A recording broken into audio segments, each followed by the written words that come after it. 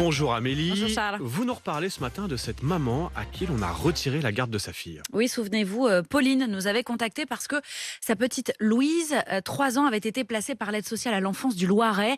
Un placement après une plainte de Pauline contre son ex-conjoint pour violence sexuelle sur la fillette. Depuis notre reportage, le tribunal d'Orléans a confirmé la mesure de placement, mais Pauline a obtenu le droit de voir Louise chez elle un week-end sur 2.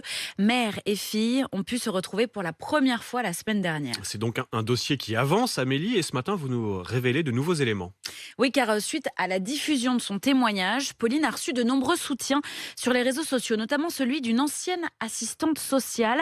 C'est un témoignage RMC que l'on vous propose d'entendre ce matin. Nous l'appellerons Émilie. Elle a accepté de nous raconter son parcours au service placement de l'aide sociale à l'enfance. Elle se souvient, tout juste diplômée, avoir dû arracher une fillette de 3 ans à sa mère. Je me rappelle avoir physiquement dû prendre cette petite fille, la décrocher de sa mère.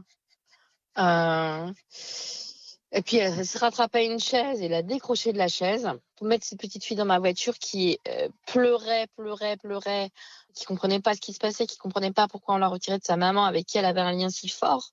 Toute sa vie, cette petite fille, pour elle, j'aurais été la dame qui l'a enlevée à sa maman, quoi. Je pense qu'on a fait beaucoup plus de mal à cette famille ce jour-là, surtout cette petite fille, que de bien. Émilie nous décrit un service composé de jeunes travailleurs sociaux âgés d'une vingtaine d'années, mal payés, sous pression d'une institution débordée qui n'a pas le temps de traiter les dossiers, un système qui conduit parfois à placer abusivement les enfants. On a beaucoup de dossiers et c'est un peu l'usine à gaz, quoi. On voit très peu les situations. On est là pour placer, quoi. Enfin, c'est pas assez poussé. On place un peu à la volée. Moi, j'ai déjà vu que des rapports pouvaient être exagérés pour arriver à des fins de placement. Et moi-même, je pense avoir fait du tort dans certaines situations. Et je pense que si j'avais eu le recul à ce moment-là, le temps de me poser, pas 50 000 dossiers à rédiger derrière, là, peut-être que je me serais dit, bon, ok, avant de placer, il faudrait investiguer un peu plus.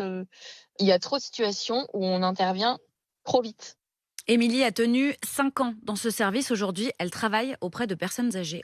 C'est grave ce que raconte Émilie. Que répond l'aide sociale à l'enfance? Alors le problème, c'est qu'il n'y a pas une aide sociale à l'enfance, mais des aides sociales à l'enfance qui dépendent chacune en fait des conseils départementaux. Nous avons donc sollicité celui de Haute-Savoie dont dépendait Émilie lorsqu'elle y travaillait. Son président nous a répondu par écrit en une phrase: si quelqu'un a des faits à signaler, je cite, qu'il me les adresse ou les adresse au procureur de la République. Fin de citation.